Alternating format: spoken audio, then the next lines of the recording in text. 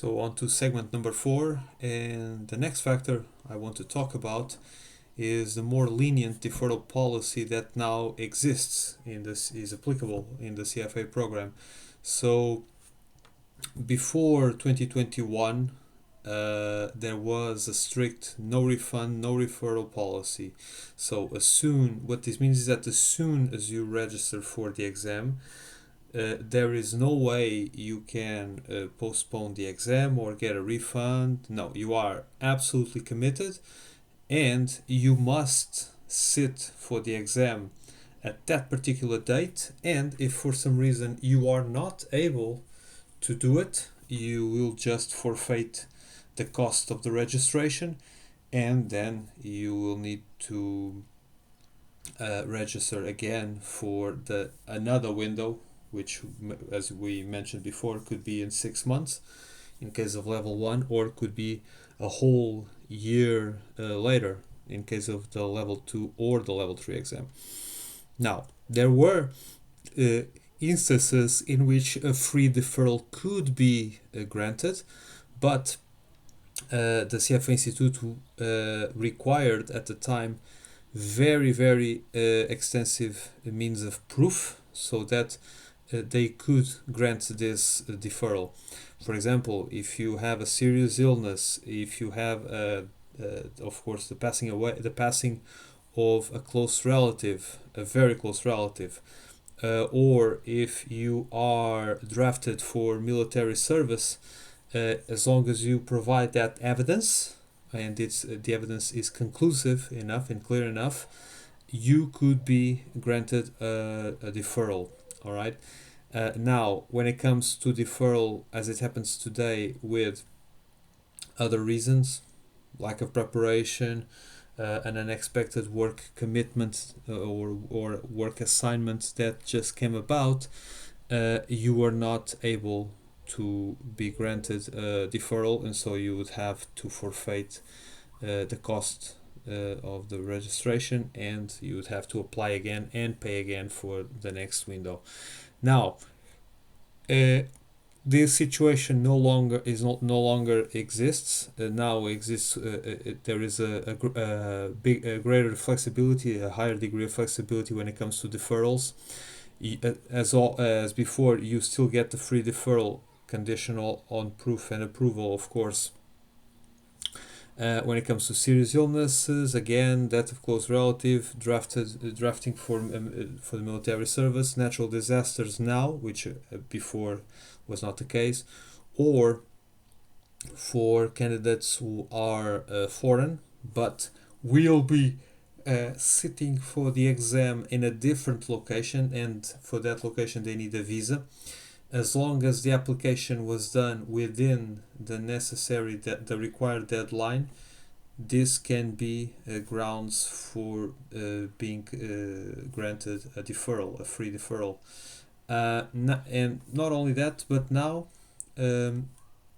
within the same window you can reschedule the exam for another day, or you can even reschedule for another window. All right, within the same window it's 250, and for also for rescheduling, for postponing the exam for the following window is also $250. But as long as you are within 6 weeks before the window closes, you are allowed to reschedule your exam after the period of 6 weeks. Once you are within 6 weeks of the exam window, you cannot reschedule.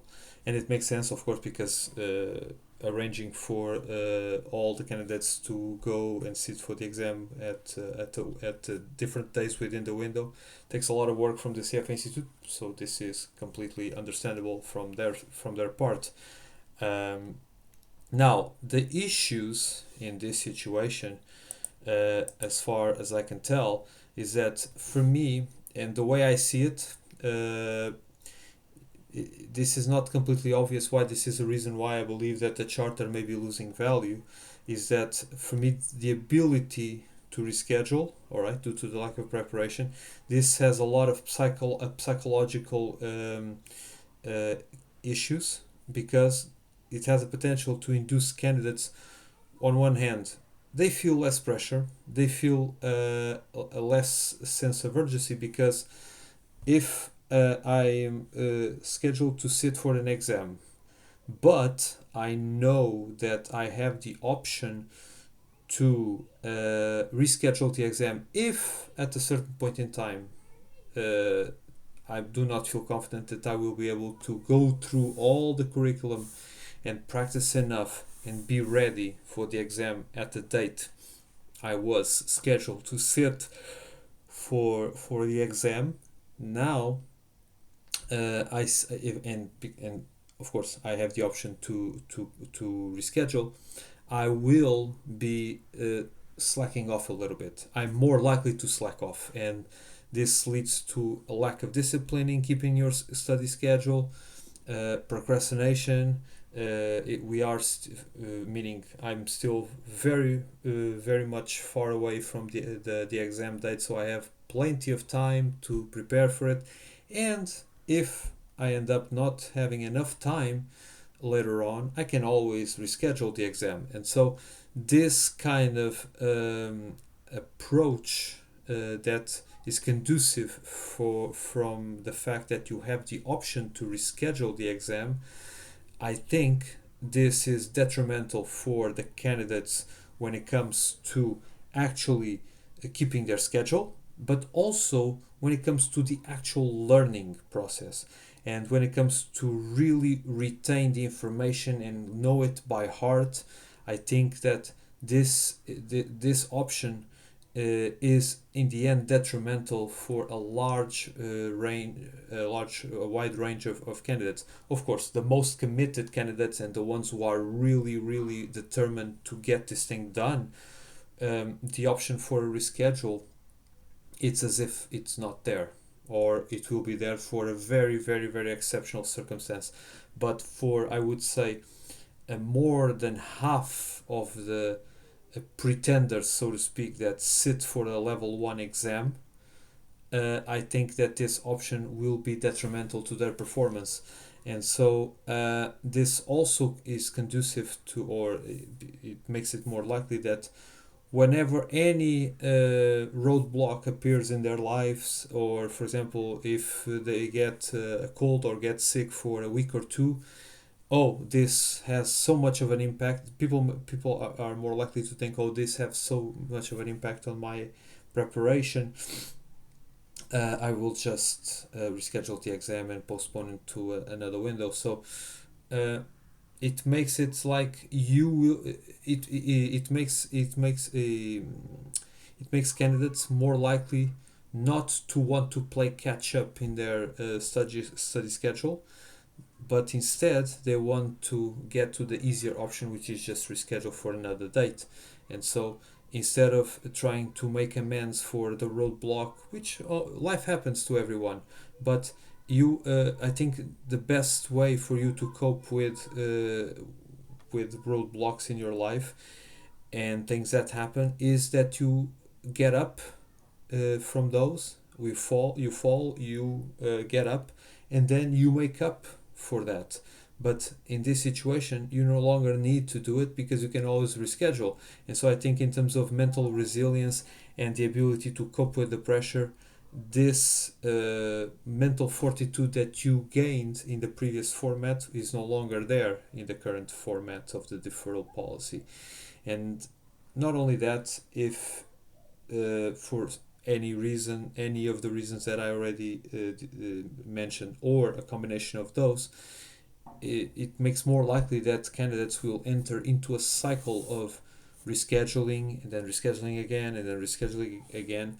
And unbeknownst to many candidates, this leads to a study momentum which is stop start. And unless the candidate is studying continuously all the way through this cycle, the candidate will be fine. But most candidates are more likely to think, all right, I'm just rescheduled, take a month or two off, and then I'll restart again. This is very bad for you to pick up momentum, to get into a routine, for your study schedule. Just to give you an example, I was in a situation when I registered for the level 2 exam, and I registered for the exam, for the level 2 exam, after I knew that I passed the level 1. So I registered for the level 2 in September 2019. I had the exam scheduled for, if my memory serves me right, for May 2020. And the exam was postponed for December. All right, so I did not stop studying, even though I was pretty much, I was almost completely prepared by April 2020. I would have appreciated a bit more time, but nonetheless, I was pretty much convinced that I was going to be able to do the exam in May 2020. But the exam was deferred. I decided I'm not going to stop studying, because if I stop studying, I will lose all the work and effort that I already did for now. So I just continued to study. And then the exam was postponed for December 2020. And in November, about a month before the exam, I got the news that it will be deferred again because of the COVID-19 pandemic, the so-called second wave. And so I got my level 2 exam postponed twice, but I never stopped studying. From September 2019 until May 2021, which was the month when I set for the exam level 2, I never stopped studying. Even though I was already on top of the curriculum, I always practice every single day. I devoted at least an hour, sometimes 2 hours a day, especially on the weekends because I have more time. I always devoted some time keeping on top of things. And I don't see most candidates doing this. As soon as they reschedule, they think, oh, now I reschedule, my exam is in at least 6 months' time because of the 6-month rule. So I have 6 more months, so I'm going to stop now, and then I'll pick up things again in a month or two. This is, I would not say a death sentence for your study schedule and your learning process, but it's going to be very hard, or much harder, for you to recover from this. And so I think that unless you are fully committed to your purpose, this tool or this option that you have is going to be detrimental for most candidates. And so that's why, and I say this very clearly, prior candidates had to adopt a more of a do or die mentality, like burn their bridges, burn the boats, leave everything behind, and fully commit 100% to this, regardless of what happens. Of course, unless very major life situation happens and you are not able to sit from it, you're going to assume that, all right, I'm going to prepare for this as much as possible, and any minor roadblocks, I will manage those along the way, and I will not let them get into my study schedule and break my rhythm, my momentum.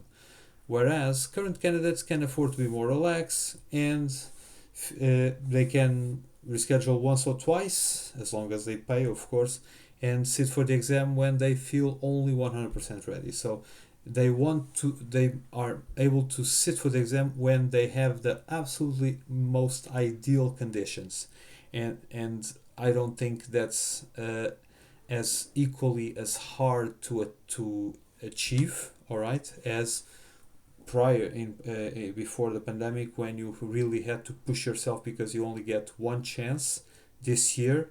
For the most part, I'm not going to consider the 6 months for level 1, but for level 2 and level 3, you have only one chance this year. And if you want to defer, you cannot. And you will have to sit for the exam regardless. And if you fail, you have to try again in 1 year's time. I think that for now, and this is my main conclusion for this factor, is that current candidates end up having an easier exam prep experience than prior ones.